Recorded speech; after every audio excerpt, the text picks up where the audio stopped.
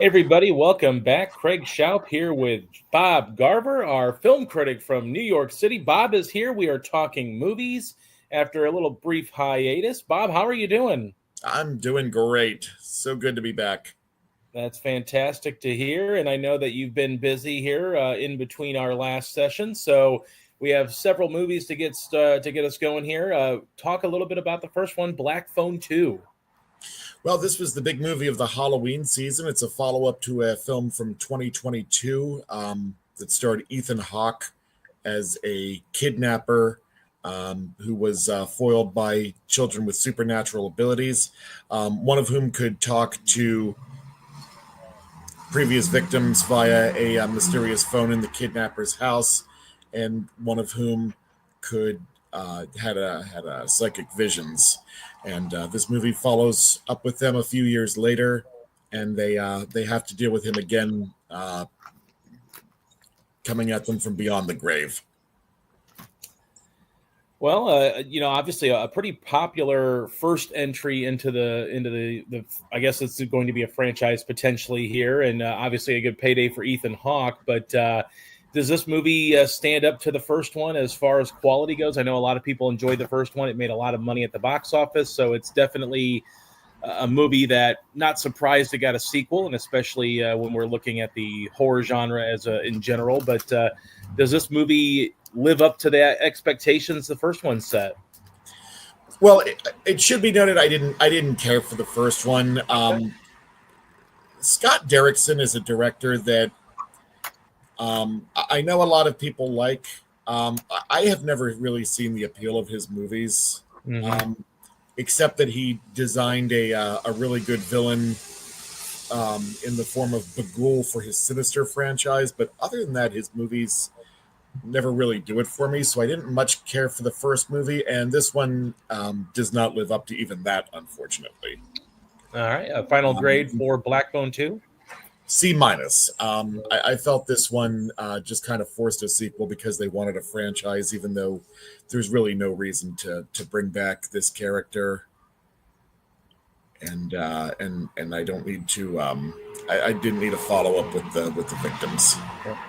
All right. Well, it seems like this year we've had quite a few reviews from you on animated movies. Here is another one, Chainsaw Man, the movie. Obviously, this is kind of out of my wheelhouse, and I think it's kind of out of yours as well a little bit. But Yeah, it is.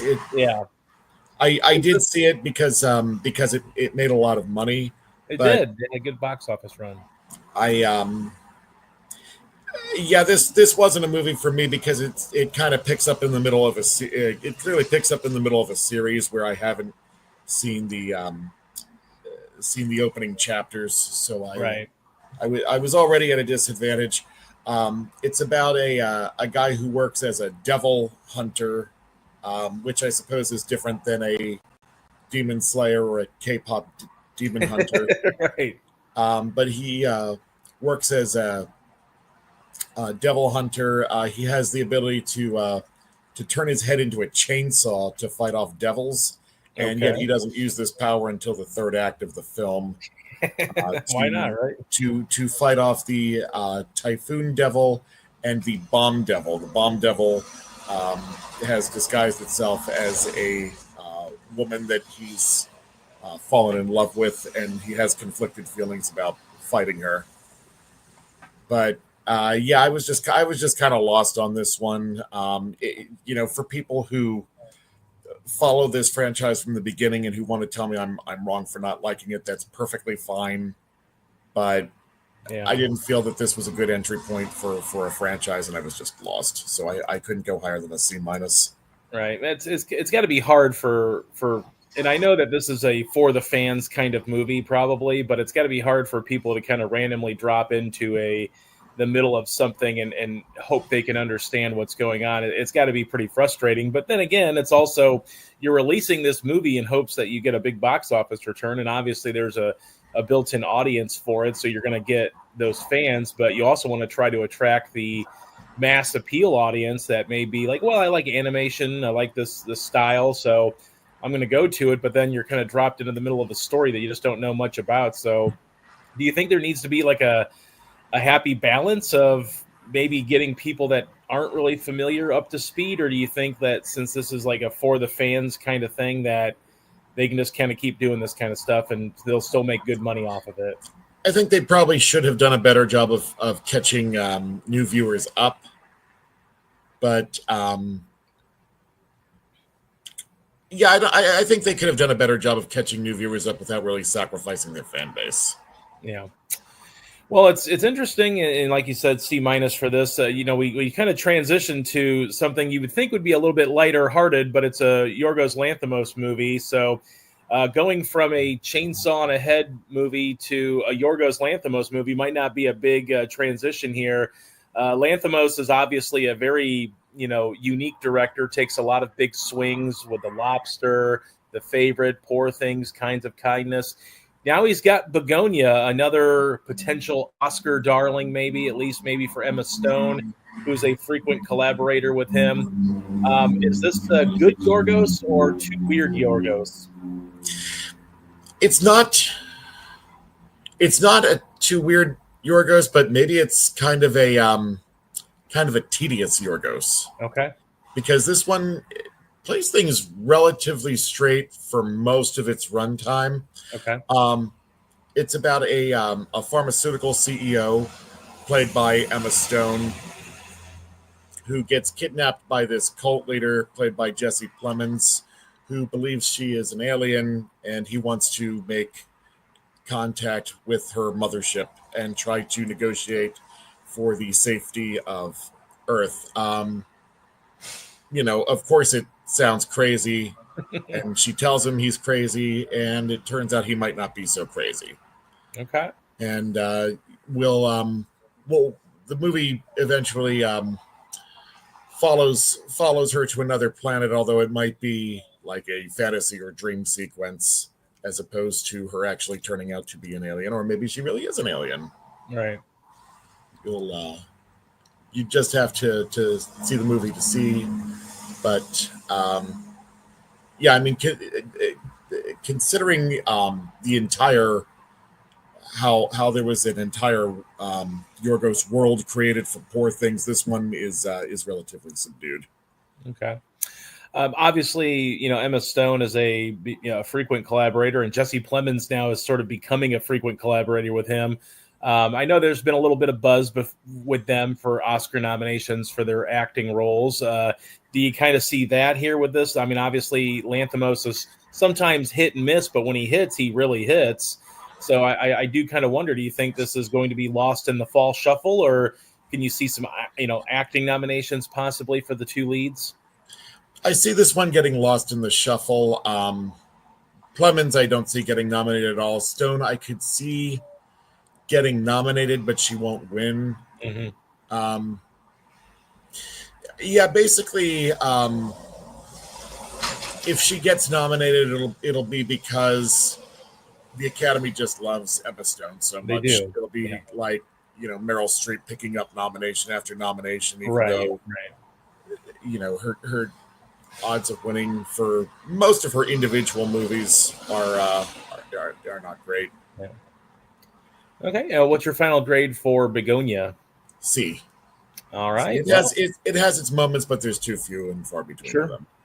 All right. Well, we dig back into the IP franchise. Predator Badlands is our last movie we'll talk to Bob about today. This is another one of those IPs that's been around now for 40 years almost with Predator. And here we get, in recent years, we've had, Shane Black has tackled this franchise. Now we have Dan Trachtenberg taking on the last couple of Prey that came out on Hulu a couple of years ago. And then also there's a anthology movie series that's on Hulu right now, animated movie that he also directed. But here he goes back to live action Predator with Badlands. Tell us about this one, Bob. Well, this one stars actually stars a predator, which I believe is the first for the series. Mm-hmm. But it's about a little runty one named Deck who needs to complete a successful hunt to not be put to death by his father.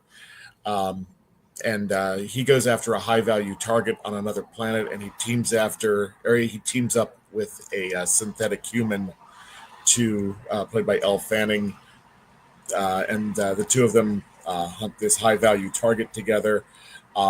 But it turns out that the high value target might not be worth keeping as a trophy to either party.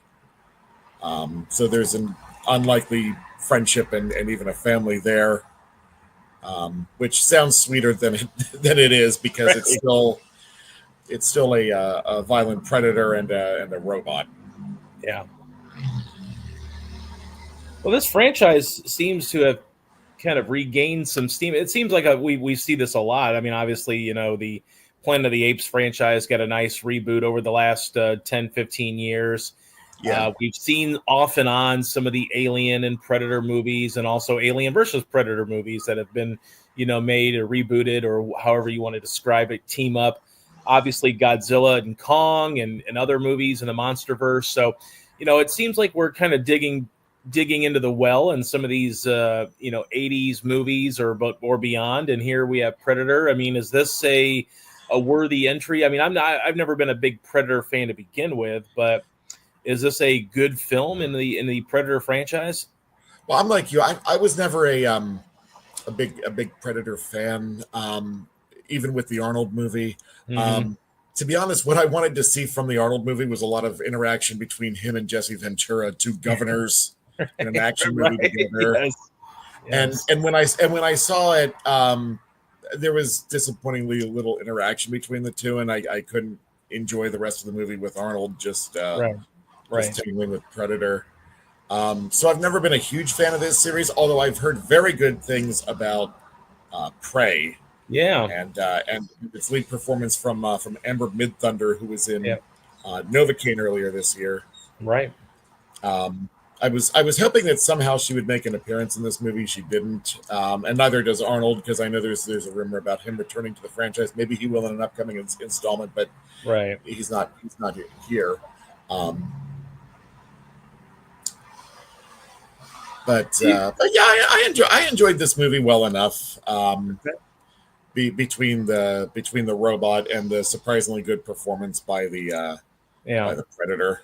Okay, what's your final grade for Predator Badlands? B-. I found a movie I can recommend. That's good to hear. All right, well, for those of you that are looking for something to watch this weekend, Predator Badlands had a nice little opening weekend for itself, over $80 million worldwide. So a nice opening week for that movie. And anything coming up on the horizon? I know we've got some big releases coming up in the near future, but what are we going to have? When are we going to talk to you next, and what do you have? Well, this coming weekend we have Now You See Me, Now You Don't, another installment in the Magician franchise. We have The Running Man, which is an update of a property where another property with both Arnold Schwarzenegger and Jesse Ventura, a property where the two did interact and they fought, and one ostensibly killed the other. So if that movie fit my criteria a lot better than Predator. But yeah, there's a new version of that with Glenn Powell. After that, a weekend where Wicked for Good is going to dominate everything. And then after that, a weekend where Zootopia 2 is going to dominate everything except maybe Wicked. All right. Well, a lot of good stuff coming up here as the holiday movie season really ramps up. And, you mentioned The Running Man, obviously Edgar Wright taking the reins of that film, which I'm very excited to see what he does with that movie. Yeah. All right, Bob. Well, as always, we appreciate you stopping by, and we hope you have fun at the movies, and we will talk again real soon. Thank you very much. This is the highlight of my week.